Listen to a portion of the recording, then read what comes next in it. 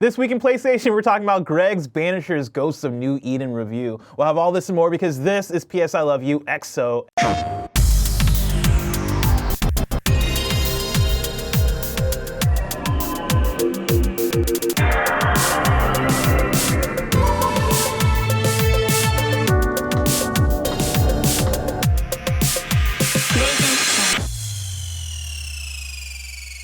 Yo, what's up? Welcome to PS I Love You XOXO, your weekly PlayStation conversation. I'm Blessed, that's Greg, I just hit my mic. And if you love what we do, support us with the Kinda Funny membership on Patreon or YouTube to get all the shows ad-free, watch us record them live, and get a daily exclusive show. You can get PS I Love You for free with ads and without exclusive content on YouTube and on podcast services around the globe. Thank you to our Patreon producers, Carl Jacobs, Streaking and Easy, and Delaney Twining. Today we're brought to you by Final Fantasy VII Rebirth. But let's start with a PSN message from you, Greg. Hi.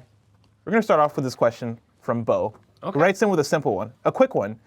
This topic popped up on a couple of shows recently. Which do you all prefer and why? Rest mode or power off? Were you here for this conversation? No. This is a KFGD thing. Okay. Where I was complaining about how there was like a new big PlayStation update where like your PlayStation automatically turns on and it updates for you. I was complaining, and this wasn't like a PlayStation how dare you sort of thing. It's more so just like a. This is inconveniencing blessing. It's an inconvenience for me that I could fix, but I choose not to. So the update, I always get it around like 4 a.m. or something like that. So you're in bed. So not only do I hear the beep, I'm in bed, I hear the beep, and then my monitor that my PS5 is connected to turns on, and it's always like the brightest, like in the middle of the night, the light flashes on me. Yeah. Now, could I go like to my PlayStation and turn on or turn off automatic updates? Sure, I could. Yeah. But I don't want to do that because you can mute the sound too. They wouldn't help your monitor situation. I mean, that's the thing is like the sound is. Well, wait, you could though, right? And you have a thing in there, right, of like disabling the ability to send the power signal from the HDMI. The CEC? But I still want my monitor to automatically turn on. Yeah. Okay, good. Okay, now I see. Now thank you. Now I'm there. Now I'm there. I'm piecing it all together. This is only a problem every maybe 6 months to a year when we get the automatic update and it's the middle of the night. Like if they sent these things midday, then I would have no problem. It's the one time Can't where you reset also when you want it to update? I'm pretty sure you can go in and pick the hours. Maybe. Yeah, no, that might actually be the solution here. But that's when Barrett chimed in and was like, well, y'all just don't turn your PS5s to power off all the way? And I'm like, no. Psycho sicko shit. I ain't doing that. Yeah, so what is your go-to is rest mode? Yeah, I mean, like, it's funny because when I was building the show and I was talking to you about it, I was like, I put this in here. It could just be a slam dunk no-brainer. I don't understand why we're having the conversation. Now I understand we're having the conversation. But yeah, like, rest mode all day, every day. On this unit at the office and that unit at home. And I feel like it's just because the way we work and it being my primary platform, right? I need it to be able to go on at a moment's notice. And first off, remote play, because I'm remote playing all the time, right? At home especially. But then here, like, think of Suicide Squad, think of Helldivers 2 this week, right? From the road, I opened the app, I hit my library, I said download it, work right, and it downloaded so that when I got here, it was ready to go. Yeah. Like, Suicide Squad didn't, because for some reason it decided to download the beta rather than the game, which really fucked my day up, but it doesn't matter. Like, I can do that because it's in rest mode. Yeah. So I was always in rest mode, and I want the automatic updates. My PlayStation is downstairs at home, so it's doing its thing. I don't have to worry about it. But right now, look, I've dialed into my remote back at home, because I'll go in here and check right now. I'm like, I'm pretty sure you can set the times on when you automatically update buttons. Yeah, I didn't even think about that. But yeah, I'm the exact same, where whether it is like I want to remote play via PlayStation Portal, or like, what happens a lot for us is we'll get a code in, and it is, all right, let me redeem the code on my computer, and then automatically download the game so that by the time I get home, the game's already downloaded. That, and then also just automatic updates for games in general. I don't want to turn on my PlayStation 5 and then have to like update something. Yeah. And so for me, like rest mode was the easy answer, but I was surprised about how many people were like, oh yeah, no, I just turned my PS5 all the way off. Man, see, for me, that's insane behavior. I understand a lot of people talk about it all the time of like, oh, well, we do that to save the environment and not do that stuff. And it's like, I get it, but come on now. Yeah, you know what I mean? Come on. We're not Xbox. We don't care about the environment. You know what I mean? It's good enough. Now, that was the quick question. There's a longer one here from Jonathan. Before I even get into it, I feel like I should add context to we're in the streaming room today. I was waiting for you to say something. I forgot about that part. I was just doing this like it was a regular show. Hopefully, if you're an audio listener, it doesn't sound any different. But if you're a video listener, we're in the streaming room right now. Yeah. Of course, it is. There's a whole bunch of stuff happening. We are recording this on Friday. Friday is the Kinda Funny anniversary second stream that we promised after hitting the fundraising goal in January. So right now they're doing XCast over there. But to make our embargo for Banishers, we're recording over here right now. There you go. This question comes in from Jonathan, who says, as a PlayStation fan, it should be no surprise that I am a big fan of single-player, narrative/character-focused action games. It's such a huge disappointment to see one of my favorite studios, Rocksteady, making a soulless online shooter. In hindsight, it makes me grateful for Naughty Dog's cancellation of The Last of Us Online. Did Naughty Dog fans dodge a terrible live service hole bullet? Do we think Rocksteady will return to their single-player narrative roots? Is Naughty Dog canceling The Last of Us Online a sign that the conversation around always online live service games is finally changing? So there's 3 questions. I was going to say, there's a lot of stuff going on there. I guess to start off with the first one, did Naughty Dog fans dodge a terrible live service hole bullet? Yes. Yeah. Oh, 100%. Yeah, I think like one of those things I think's been interesting since Podcast Beyond. And I don't say it much anymore, but back then I did, of like, Naughty Dog's got to miss sometime, right? Like, oh gosh, PlayStation fans are such Naughty Dog stands and they ignore it, blah, blah, blah. And it's like, I just think their games are awesome every time. Even if you didn't like Uncharted 3, I still think it's a technical marvel and it was a great... even Last of Us 2. Maybe it wasn't a 10. Oh, yeah, Last of Us 2. Get the fuck out of here if you didn't like it. Like, that's a piece of art you can look at it not for the stupid reasons, not for the internet troll reasons, right? However, yeah, I've been, for a long time there, I was like, well, clearly they got to fuck this up at some point. They got to fuck this up. They got to fuck this up. And they never fucked it up, right? And they are Naughty Dog for that reason. So yeah, the fact that they are in a place where they can work on a game for years. They can, announce the game. They can have hire up for it, and which sucks for layoffs and stuff like that. But like have blah, blah, and then finally go like, it just isn't working. We're canceling it. Is the right way to make games. It is a depressing way, but it's way better than Suicide Squad coming out and being everybody, we waited 9 years for this. Yeah. You know what I mean? Like, this is what we got. I think it sucks for people that were excited for The Last of Us Online, right? But also, it's a necessary thing that has to happen if you're going to go, if you're faced with the decision of put out something that you're not able to support, or put out something that is bad, or put out something that isn't going to work for the long term, versus put it out and stick with it and have it be a thing that becomes this thing that's affecting every other part of your business. Because Naughty Dog, of course, is making other games, or at least they want to make other games. They have other games in development.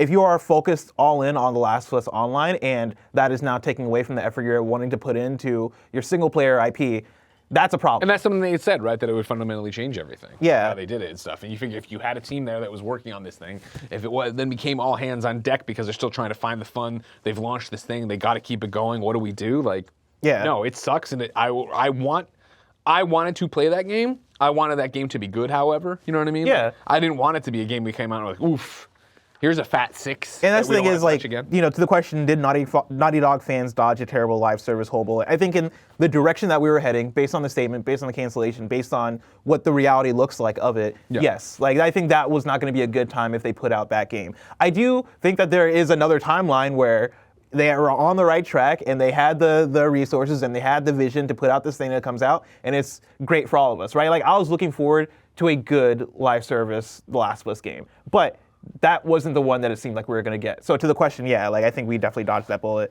To the second bullet point, right? Hold on 1 second, I just noticed this. They haven't announced that Oh, yet. yeah, no, we gotta put down the Halo boxes in the background. We'll wait for that to happen later God, this week. wait, a year and a half before we get those on our platform? 19 inches of fun, get over There we go. Do we think Rocksteady will return to their single-player narrative roots? This is a more complicated one.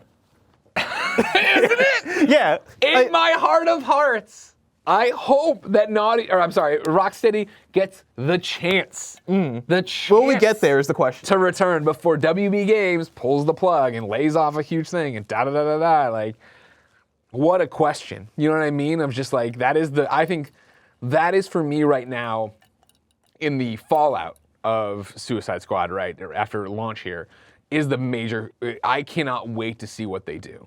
Are they going to do nope, we are biting down. Here are all the characters we're talking about. We are going to make you care about this game. We are working on fixing this game. We are doing, because that's the other thing too, like, when we talk about games that launch and miss the mark, you get the JPEG on Twitter that has the mess, and like, we haven't gotten that from Rocksteady. No one has been out saying like, hey, we didn't get all of this. But I think that's because it wasn't fundamentally broken. Exactly. Yeah. So what does that mean now? So you're just going to keep going? And we're just going to keep doing this? And like, WB's going to look at this, like, when the sales net out on this, and like, what is your commitment? And like, where are we? Like, yeah, they have a lofty plan for the end game of this in terms of the story. So if they're actually like, are they going to go, you know what? Cut out the middle 6 and bring in the last 2, and we'll just do that and be done with it. And then Did they put out a roadmap for it? They announced the Joker as there. They've teased it, and then at the end of the game, which is now everywhere, there's like a JPEG image that pops up that has the Joker, and then I think it's 3 silhouetted bad guys that will come to the game. Interesting. Yeah. Have they talked about or like hinted at all towards like how long that roadmap looks I like? don't think so. Okay. I could be wrong. Fact check me on that one. Because to that, like, I guess if they don't have a public roadmap, I think if their internal roadmap currently is for the next year of every season we're going to drop this playable character and have this content, I think whatever that roadmap looks like internally, like the solidified roadmap, I think we get that for sure. So like, let's say that's for the next 12 months. I think that next 12 months happens. Yeah. And then I think from there, with what the climate is, with what the climate is currently, like what we've seen with other games, I know like I want to name things like Rumbleverse and Knockout City, which I know are different games because they're not Rocksteady and Suicide Squad. But I think you can just extend this to games as service, live service games in general that aren't blowing up, that aren't super successful. I think we're going to see them go, hey, we're not supporting this thing anymore. We're going to cut down on support for this thing in the next 6 months or whatever. By the time the thing about it is that their support is so tied to their narrative. That's what makes it so weird for me. Of like, oof. Yeah. I don't know how you get out of this one. Can I read from IGN.com's wiki guide by Brandon, Eddie Santiago, and Brendan. Post-launch content in Suicide Squad is centered around seasons. Seasons will last a couple of months and come with their own unique battle pass, new missions, cosmetic gear, an Elseworlds location to explore, and perhaps most importantly, a brand new playable character, all for free. Yeah. Within each season are 2 episodes, mini arcs with themed Infamy gear sets, notorious and legendary items, game modifiers, brand new missions, both within Metropolis and the featured Elseworld of the season, new incursion missions, and a brand new boss encounter. Not much is currently known as to the specifics of the post-launch content, other than the first post-launch character will be the Joker. This Elseworlds version of the Joker is the sole survivor of a Brainiac invasion on his world and uses a rocket-propelled umbrella as his main method of traversal melee. Season 1 and the arrival of the Joker is scheduled for March 2024. It also appears from the teaser image that Green Lantern and Superman fights are part of the first season, alongside 2 episodes.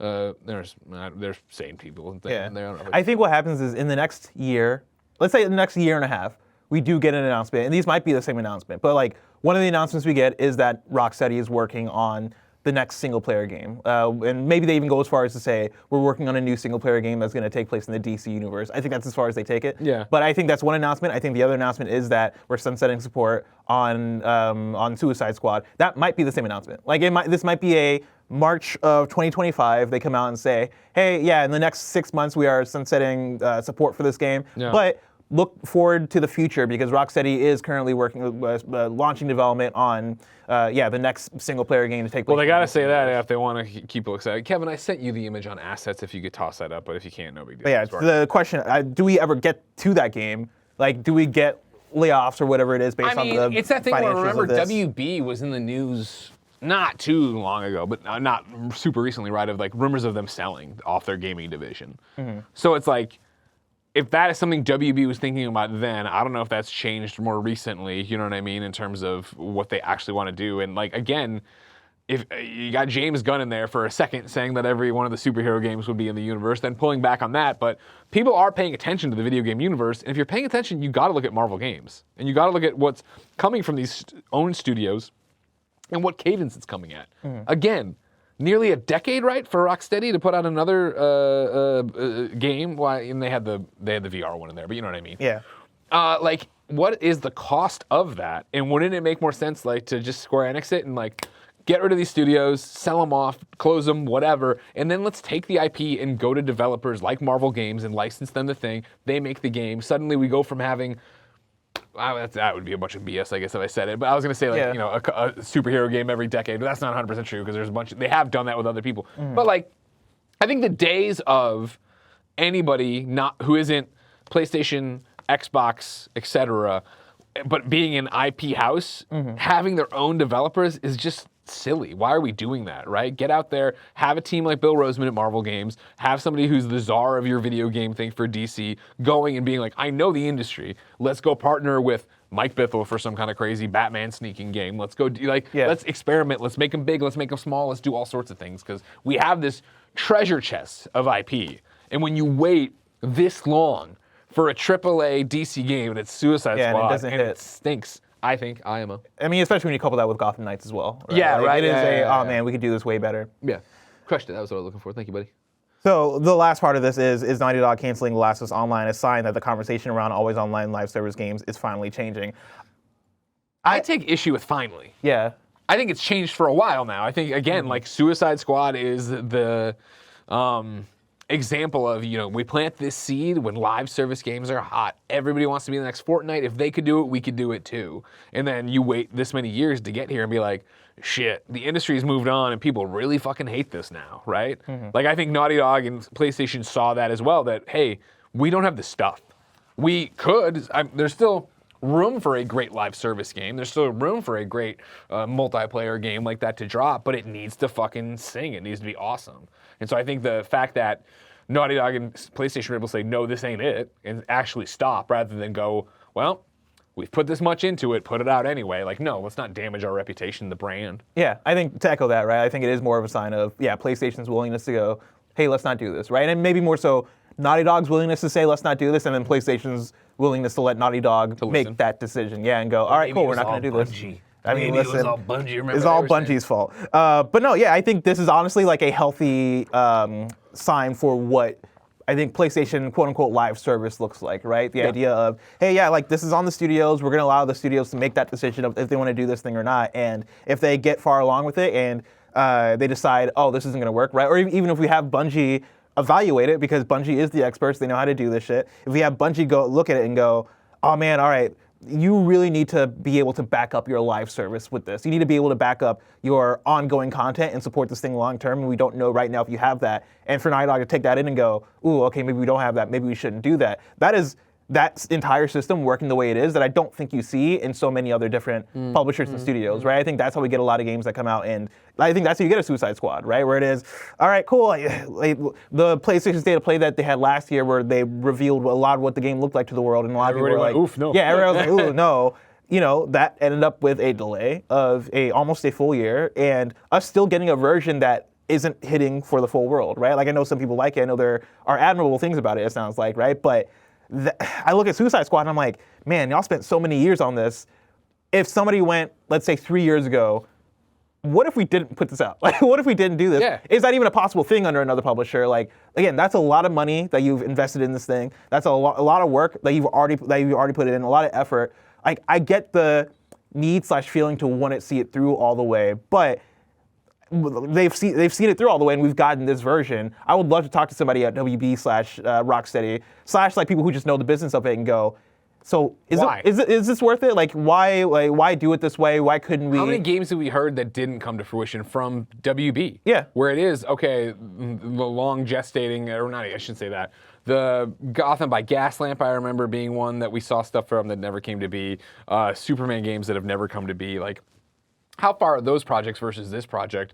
Was it just the belief that Rocksteady's Rocksteady and that it'll crush and they'll figure it out? Was it just the idea that even a mid-live, you can launch a mid-live service game and then build on it after the fact to make it a great? Maybe, yeah. Yeah. A lot of good questions. A lot of great questions, but they'll never answer them probably. Yeah. An answer I have for you, though, if you want to get shows ad-free, it's patreon.com/kindafunny and youtube.com/kindafunnygames, where you can go and get the Kinda Funny membership, which lets you get shows ad-free. And speaking of ads, let us tell you about our sponsors. We are brought to you by Final Fantasy VII Rebirth. Final Fantasy VII Rebirth is a standalone game that welcomes fans and newcomers alike. You don't need to have played Final Fantasy VII Remake or any other Final Fantasy titles to play and enjoy Final Fantasy VII Rebirth. The combat is not traditional turn-based and has more action-focused gameplay, with even deeper improvements since Remake, with new synergy attacks and team-based combos. And there are large open sections to explore, with Cloud and his comrades venturing across the planet, their fates unwritten, making every step in the the expansive world outside Midgard fresh and mysterious. And of course, there are dozens of mini-games. There's a story recap video of Final Fantasy VII Remake for those interested in learning more about the story so far, and those looking to experience Final Fantasy VII Remake fully can pre-order the Final Fantasy VII Remake and Rebirth Twin Pack, which includes the game plus the DLC episode intermission at no extra cost. You can download and play a demo of Final Fantasy VII Rebirth right now on the PlayStation Store, and you can pre-order the game in the link in the description. The wait is almost over. Final Fantasy VII Rebirth is out February 29th. Get hyped! This episode is brought to you by Factor. Factor's delicious, ready-to-eat meals make eating better every day easy. Wherever tomorrow takes you, be ready with pre-prepared, chef-crafted, and dietitian-approved meals delivered right to your door. You'll have over 35 different options a week to choose from, including keto, calorie smart, vegan plus, veggie, and more. What are you waiting for? Get started today and have a feel-good week of meals ready to go. 2-minute meals allow you to fuel up fast with Factor's restaurant-quality meals that are ready to heat and eat whenever you are. Factor's less expensive than takeout, and every meal is dietitian-approved to be nutritious and delicious. Get as much or as little as you need by choosing 6 to 18 meals per week, plus you can pause or reschedule your deliveries anytime. No prep, no mess meals. Factor meals are 100% ready to heat and eat, so there's no prepping, cooking, or cleanup needed. Head to factormeals.com/kindafunny50 and use code kindafunny50 to get 50% off. That's code kindafunny50 at factormeals.com/kindafunny50 to get 50% off. Greg, we're back. We're back. And it's time for topic of the show. Banishers, Ghosts of New Eden. You had to read it. You wanted to say ghost so bad. Yeah, no, I wanted to give it the singular ghost. Ghosts, plural, Yeah, there's of lots of New ghosts in Eden. Greg, you have been reviewing this game. Yeah. Can I start? I guess the first question I have for you is why? Like, why are you reviewing Banishers, Sure. Ghosts of New Eden as a game that I think feels like it's coming in under the radar compared to a lot of the other big releases of the month, right? Like, we have Final Fantasy, we have Suicide Squad, we have even Helldivers 2, which you've been talking about forever. Banishers is one that I feel like even when we saw the reveal, it kind of came and went. And then I forget the most recent showing. I think it might have been Game Awards or something like that, where it came up, and it seems like now that we're in the midst of its release, you have picked up on finding an interest in it. Yeah. So yeah, where does that come from? The interest in this one strictly comes from you, ladies and gentlemen, the viewers and watchers of PS I Love You XOXO. If you remember, no, not last week, because last week was Helldivers, because we did it right away. But the week before that, we did a topic of the show that was, or no, I'm sorry, a PSN message that was, why is everybody sleeping on Banishers? And when I went and looked into this, I was like, you know what? I totally forgot about this game. I didn't realize we were coming up on the release of it. It's Don't Nod. It's a narrative game. It's about ghosts and this couple that are ghost hunters and banishers, and I'll get into all that in a second. But like, the preview stuff for it looked interesting enough and good enough that I was like, this seems like a Greg ass game, and I want to do this. And to your point of, oh, there's so many other things happening, I love that we are a company now that is so large that everybody can go to the Wind and review their own different things, and multiple people can be on multiple big games, but I can look at it and go, my voice really doesn't need to be a part of that big game conversation, so why not do this? And so I really made my time, Suicide Squad, Banishers, and Helldivers, which is a weird one because it just happened and we've only reviewed it for a day at this point, blah, blah, blah, blah.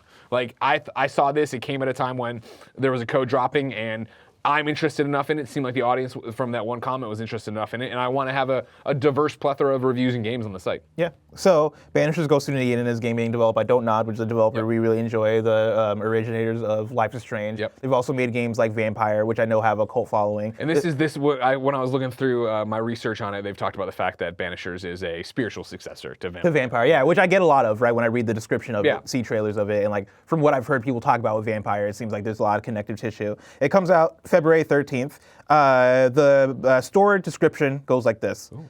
Hunt ghosts as two memorable characters in a story-driven action RPG where your decisions carry dramatic consequences. Torn between honoring your oath to the living and saving your departed partner, how far will you go for love?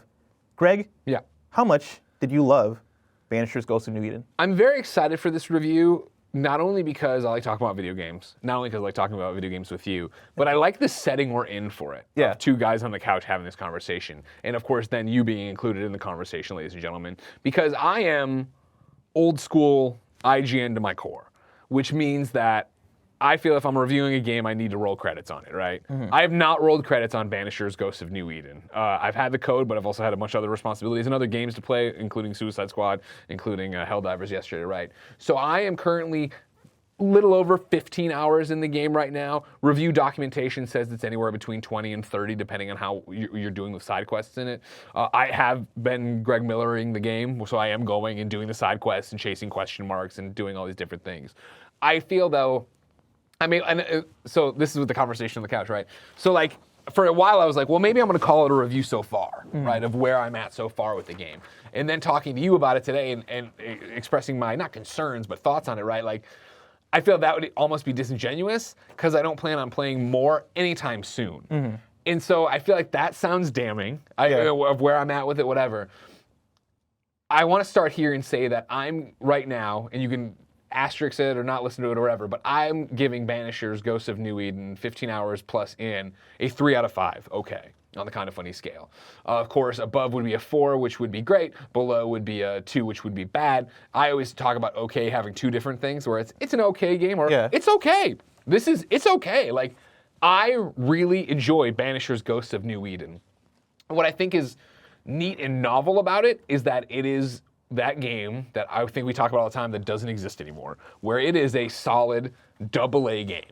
It is a game that I'm playing and I'm enjoying, but then when competition comes around, as it is right now with so many other games, I'm like, oh, well, I'd rather move on to that. I feel like Banishers Ghosts of New Eden speaks to me so much on the narrative level, and the gameplay is enjoyable enough, but it's all stuff that I feel like I could walk away from, and I'm going to walk away from right now, and maybe get to it later on when something slows down, or maybe never come back. I feel like I've gotten enough out of it right now to move on. However, I still enjoy the experience, if that makes sense. And so, a million ways to tackle it and talk about it, right? You said it at the top, though. Action RPG, right, is how they're selling it. I see that and understand that. It's a game that serves many masters and is a mix-up of a few different things. Where it is Don't Nod, it is Life is Strange, it is Vampire, it is that story, and it is that choice, dropped in with this action RPG stuff, because there are a couple skill trees, dropped in with open world, open zone, where once you start unlocking the map, you can travel between your campfires. Thank you so much. And do whatever little missions you want to do and have the main narrative or whatever. But I feel like some of it is just there to be there in a way. Like a great example is, of course, I guess I haven't you gave the setup, right? You play as Red and Antia. These are the Banishers, right? They are a couple. No spoilers, because this is the whole premise of the game. You just saw it there, and we've talked about it as well, right? You come to the new world here. It's 1695.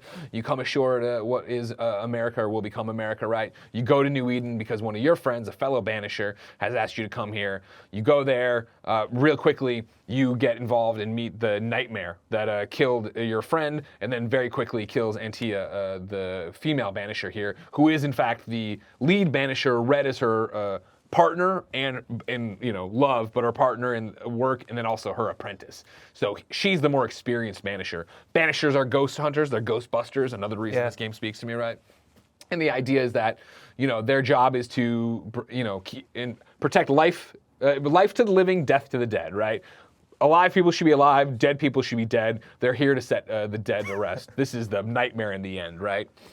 And so it's a very interesting concept. And the game immediately throws you into it, where you get to New Eden, you do like one quick case that involves the ghost of your friend who sent you here.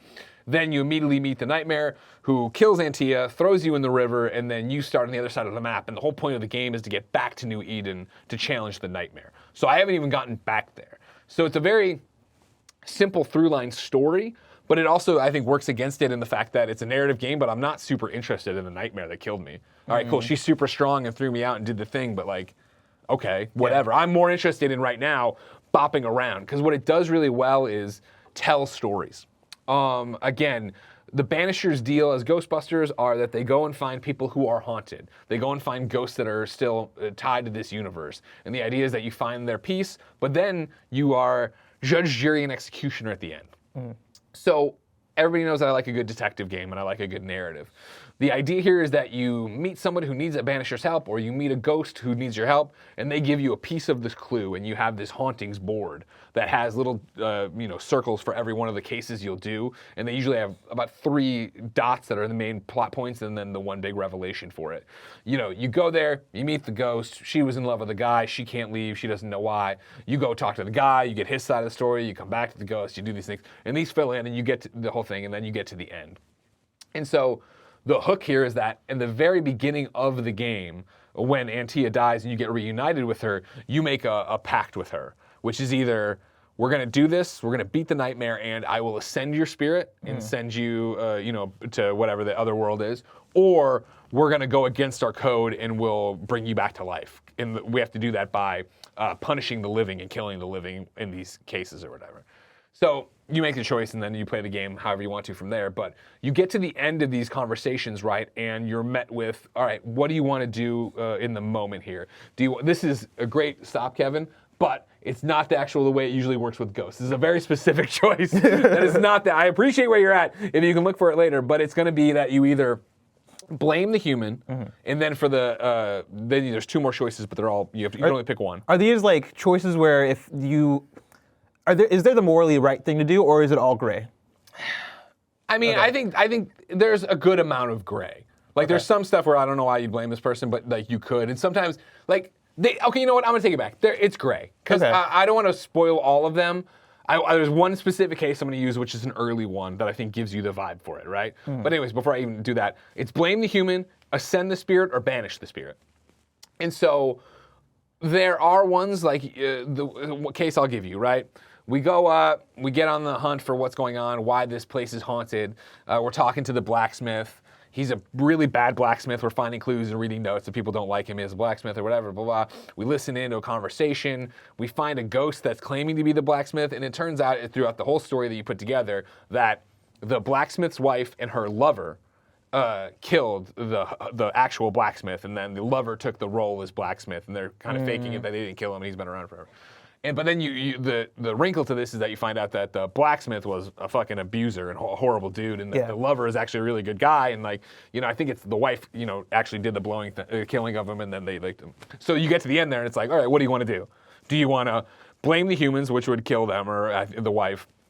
Do you ascend the ghost, which is a very nice, peaceful way to go, or do you banish the ghost and tear them apart and rip them up or whatever? You know what I mean? Yeah. And so in that instance, I banish the abuser. I was like, it's a morally gray one, but I was like, yeah, you guys killed for the right reason. Yeah, you know what I mean? Get the fuck out of here. But then you meet these ghosts that are just they were just there, and there was a miscommunication, and it is kind of a heartbreaking story. Ascend that ghost. And this is another one where killing the human, right, gives Antia a little bit of life force, which I don't notice any gameplay benefit to other than the story of we're trying to bring her back, so she needs people's life forces, whatever.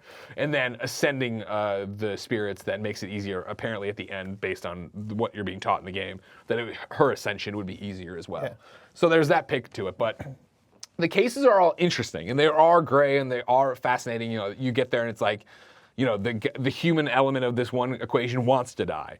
So do I kill him, right? Because it's he can't hear the ghost that's saying it's not his fault, you know what I mean? So it's shit, fuck, and he's not really taking my word for it, so do I give into this man's request and kill him? Are you doing the thing where you are taking a second and be like, what choice do I make here? Yeah, 100%, yeah. And I like that a lot. That is the gameplay that works so well in this. That is the thing that I think I enjoy so much. I enjoy, voice acting, impeccable. I think they especially for Red and Antea, they do a great job of making them a couple, making them interesting, making them multidimensional, making it interesting where, they've been, I don't know how long they've been lovers, right? And at one point Red says, for all intents and purposes, we've been married. And she's like, no, we haven't. Only he can see her, right? For the most part. Anyways, they do a great job of playing off each other, of having this relationship. The side characters do that as well with their storylines. I like that a lot. I think the game is really pretty. I think the environments are beautiful. Score pops in and out sometimes in a jarring fashion. Lip sync's not that great. All that aside, though, this is what's working for the game, these narratives, these stories. I want to pull something that we talked about on yesterday's Helldivers review, last week's Helldivers review for you, though, where I think the game, again, struggles and gets locked in that 3 out of 5 range, right? There's that conversation Mike had about Helldivers, right, where he was like, I like doing things in video games. Yeah. And I was like, oh man, what a funny way to say it, but yeah, to be active in it. This game makes you active sometimes on the wrong things, and also is very much open world, action RPG, Assassin's Creed video game thing, which is cool.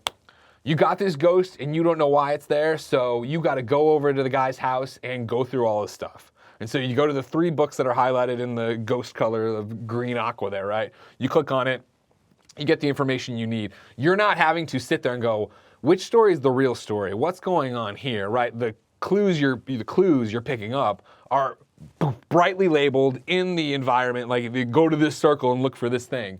And so it's this really weird constant fetch quest of going to get the thing, do the next thing, to come there and then get the moment. Where I feel like there could have been a better way to do that. And I don't know necessarily what it is, but it doesn't feel, it feels like a don't nod narrative game, but it doesn't feel like, oh, we nailed the open world action RPG business of this. It feels like we're trying to make a game that's a narrative game bigger, but they aren't great at that yet. You know what I mean? So it's like, none of it is egregious and annoying, but also none of it's that exciting, which is another reason where I'm like, it's a review so far, but I'm not coming back anytime you're not soon because I'm compelled excited to- for Helldivers. I want to go play this and I want to play that, and it's like, this is one I can put on the shelf of, I'm interested enough to see how it actually ends, but I still have a ways to go, I think, before then. I mean, it sounds like for what you mentioned earlier, like the side content that they're, and I don't know if you would even constitute it as side content. I guess the smaller stories, smaller narratives, and those choices that you're making with those specific cases seem a bit more meaningful and impactful than what's going on in the overall narrative. Right, yeah. And they all feed into it, right? Because we're doing this to weaken the bond of the nightmare on New Eden, but it's like, I don't fully get that part of it. Like, you know, they say that, and I'm like, all right, sure, whatever, I'm doing it. And it's we're still cool Banishers, we're still helping out. I like that part of it. A big part of this that I haven't touched on, again, is action RPG, right? There is combat to this game. So it is the fact that you can play as both characters. You switch with one button press between them. You know, Red has his saber, eventually has a rifle. It's got that, you know, Andy called it Souls-like, and it would be very, very, it's not challenging like that, but it is the slow. lock on, strafe around, dodge, hit, wait for them to screw it, you know, block for a parry, that kind of thing. As both, you know, ghosts as just ghostly forms come at you, not these kind of ghosts, but specters come at you. Specters can also possess dead bodies, so they'd pop up and they'll pick up a sword, they'll have a gun. But it's another one where it's like, they show their hand pretty quickly on, I think, who the specters are. Eventually you have big bosses, which are cool enough. But like, okay, cool, I'm fighting these guys, and suddenly the challenge becomes, well, there's more of them, right, and that there. And again, it's not annoying. There was a few where I was like, oh man, there's like nests, right? This is a Ubisoft checklist game, even though it's not a Ubisoft game, where it is like, from the main map, you can hit triangle, right, and it's like, oh, you know, you have this many chests to find, and this many nests to do, and this many thing. Like, you go in there and you fight them, and you have to, like, I had to think about it and do all these different things to make it happen. But it, not annoying, but not exciting after a while. Like, I'm not, and then they have this really weird one where, like, they have a gear system in this, which I just do not think you need whatsoever. Yeah. Because it's like, it's got literally, you click on it and it looks just like the Destiny one, right? Where it's like, it's got all the squares for your outfit, for your sword, for the, you know, the brooches Antia's wearing. You click on it, and then if you have other ones to equip, you can upgrade the ones when you get resources. It'll change rarities. But it's like, I basically have everything, the first thing I found every time, I've just been upgrading. And like, I think only once have I found a better thing, a brooch to put on there that I feel like, okay, cool. It says it's gonna make Antia, who's a melee combat, she punches ghosts with her ghost fist and can do this really nice big blast move to do it and jump on people like that in the thing here. Like, they're doing these things, but it's just like, it's unnecessary, I guess. I don't know. Like, I understand they didn't want to just make a game where you walk around and talk to people and solve ghost crimes, but I feel like that would have been a little bit more interesting. I think that's my biggest thing is right now, 15 hours into the game and putting it down to go play other things, it's overstayed its welcome for me right now. Where it's like, I enjoy this game. I'm having fun with it. But I feel like, oh, we're really, how many? Yeah, I mean, the trophies just went live today, so I can look at it, I'm like, oh man, like, I've been dicking around with side stuff a lot. There's a lot of bosses left to fight. I'm like, do I have to do all of them? Yeah, I look at the gear stuff especially, and like the way you describe the open world stuff, and I go, oh man, this is, when you first started talking about the game, this is not what I expected from it. And when you talk about like the choices, the narrative stuff, what they're doing with that, what they're doing with like the gray area and like all that stuff. That is the stuff where I'm like, oh, that sounds really cool. But then you show me this and I'm like, oh man, all right, cool. I'm gonna put on the shirt to have probably plus 10 strength or whatever it is, and then try to build a character. That stuff is, I think, depending on how you implement it, that stuff can be very fun. But the way you're talking about it makes me think that it just feels like it's there to be there and not there with purpose. I feel like it's going to work against it, honestly. Where it's like, I think if it would have just been let's strip that stuff back out, let's shorten it up and just have it be, hey, we're telling these two stories, they go off and banish ghosts, that would have sung better. Yeah. Like, I don't need, when it's like the review thing says 20 to 30 hours, I'm like, you So, know what I mean? I guess, maybe 3-part question for you. Sure.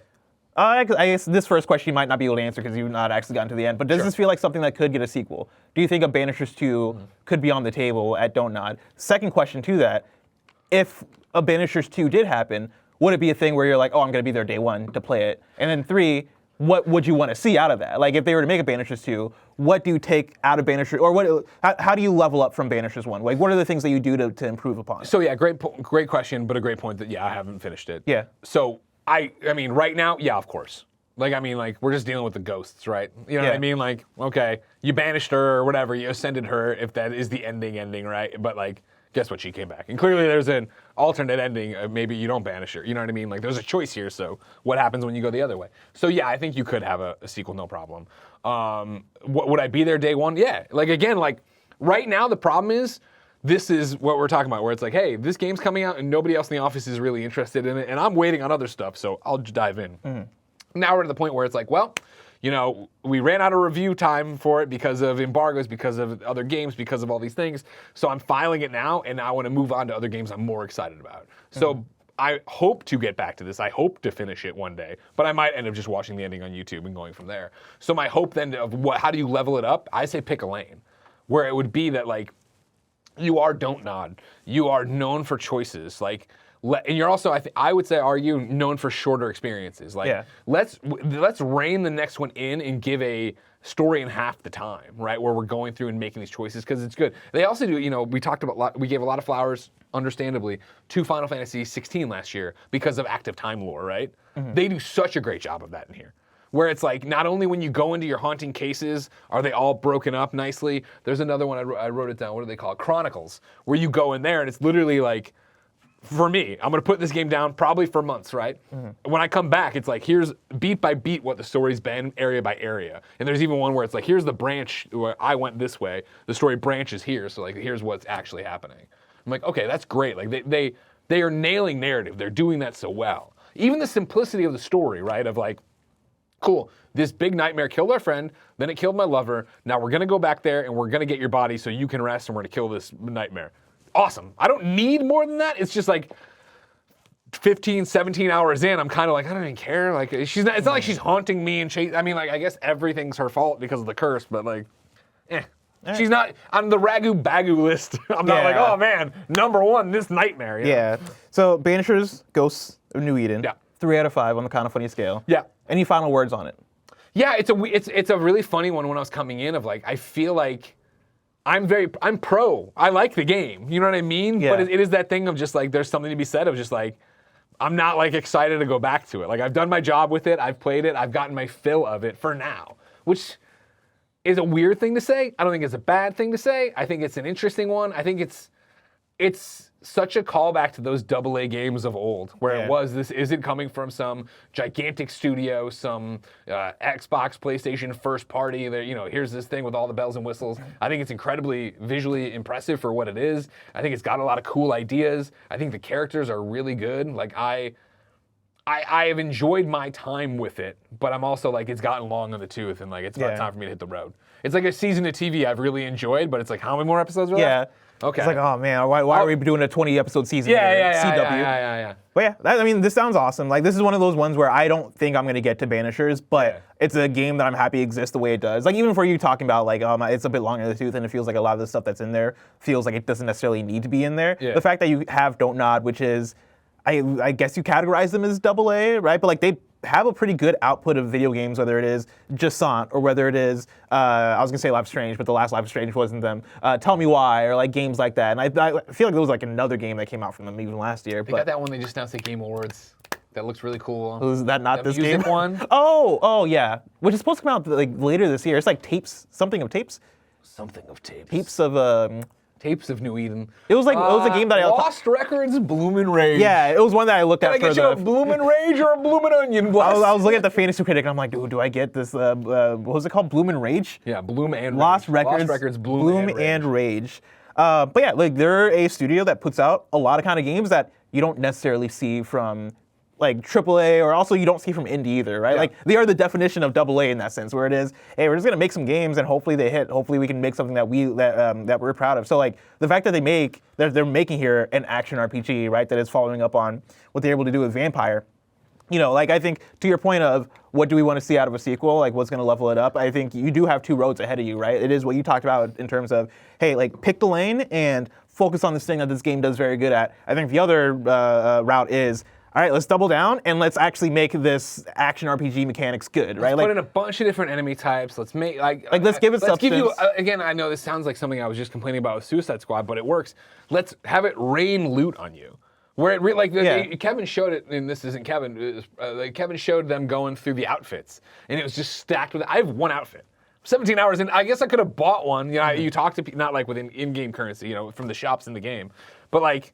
Again, I hover over it and I'm like, I'm fine. Yeah. I've already leveled this up to green. Why would I need all, you know what I mean? But like, if it was like I had this many things and I was like, oh, maybe I put this build on to fight these kind of guys. But instead, I'm just like, oh man, Sword isn't really doing it to this. And Tia, she pops in, she does the radial blast, and she does the jump over punch. And I think it could be really cool to see studio, I keep saying AA. I hope AA isn't like an insult. Because I say it and I'm like, I think it's just like where you're at. In, like, well, and this is what we're talking about, whatever. right? Where I think Don't Nod has ascended where they're not like an indie. Yeah, like not they're definitely, it doesn't small feel like they're studio. indie. Right, yeah. But the fact that you could make that kind of game and have it be great and have those mechanics sing and all that stuff, like that is a very big feat. Like that is a thing that we go, oh, Ubisoft is the kind of studio to do that, or like another AAA studios or the studios able to go, all right, let's have all this content and make it quality and make it hit and make like the loot stuff sing and make all this stuff work, right? Like that is a AAA thing to do. And so the fact that at Don't Nod's level they're able to go, oh, let's try it, and yeah, for you like some things work, some things aren't working.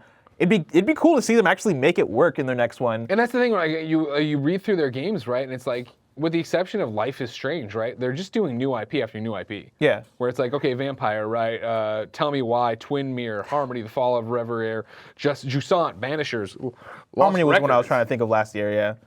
And so it's that thing where it's like, awesome, good for them. I'm glad they're doing, I'm glad that they're succeeding and finding things. And again, taking chances. We complain all the time that, oh, everything's a sequel. Everything's AAA. It's like, again, this is to your point of like, why did I review it? Like, hey, I saw something new and I wanted to go. It's the same reason I picked it for Fantasy Critic. So I'm hopeful that the reviewers like it a lot more than I did. I didn't realize you picked it for Fantasy Critic. I did it, and we had a conversation about this. Oh, we did, yeah. I picked it. I pulled Blessing as commissioner aside, and I had said, hey, P.S. I Love You, we're talking about, not this review. P.S. I Love You, this kid wrote in about the game. I went and watched all the stuff. I've already put in my bid. However, I just got the review code. I showed you the timestamp review code. I'm like, so I'm not changing or doing anything. It's all above board. Nor is this, I'm not getting an asterisk this year, I'll tell you what. Greg, this week in PlayStation, for PlayStation picks, the drop looks like this. We got Banishers, Ghosts of New Eden, Skull and Bones, and Tomb Raider Collect. Is that real? Skull and Bones? Skull and Bones is actually out. This week? Yeah. Huh. This post on Monday, right? So I think it's out on Tuesday? No way. Or is it Friday? I think it's that early access shit on Tuesday. I think early access might be out today, or already. Like, No, I think right now. Because right now I saw I think people were it's the beta playing today. Oh, beta. Yeah, open betas from the 8th through the 11th. Okay. And then it actually comes out. Yeah. Wow. It's finally happening. That doesn't feel real. This is a weird month. Like, it's a great month for video games because we got, like, Final Fantasy's coming up, and then, like, Persona 3 also came out at the beginning of this month. I forget if Tekken was this month or last month because I've had it since last month. But I digress, right? You've had those games, but then, Helldivers 2, Suicide Squad, Foam Stars. And Skull and Bones all this month? Yeah. It's a weird month. It's a weird month. I mean, it's a cool month. Like I still need to get to Helldivers 2. Like you guys got me hype on Helldivers 2. But yeah. And honestly, interesting. That's the big thing where out. like for Banishers, right? Where it's like, all right, you're on the bench now because Helldivers is here, and I'm so in love with that from stem to stern. All right. Skull and Bones pun for you. I'd ask you what you picked to play on PlayStation this week, but of course we recorded our last episode of PS Love You literally yesterday, and so I don't think that's changed for us. We're still playing Tekken. And for me, we talked about Suicide Squad. I talked about Redacted, which turned out to be Banishers. But yeah, it's like still 24 hours later, like Helldivers has its hooks in me of like, but how much time do I have right now? Can I go play a little bit? Can I do a mission? Can I do this? Well, ladies and gentlemen, this has been PS I Love You XOXO, your PlayStation podcast. If you love what we do, support us with the Kinda Funny membership on Patreon or YouTube to get all of our shows ad-free, watch us record them live, and get a daily exclusive show. Real quick before you go. What's up? Do you think that when they set this whole thing up, the streaming room, they would just be like, we're gonna look at this guy's crotch the entire time? Like that's gonna oh man, that is an interesting positioning for that. You know what I mean? Who is this? That's Andy's guy. You don't know Manu? I've never heard of Manu. Manu? For a second I was like, oh, Steph Curry, and I was like, no, that's not Steph Curry. I think he plays for the Spurs. He's made up.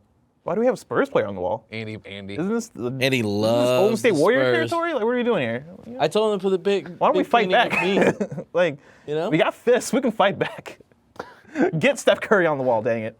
Until next time, it's been our pleasure to serve you.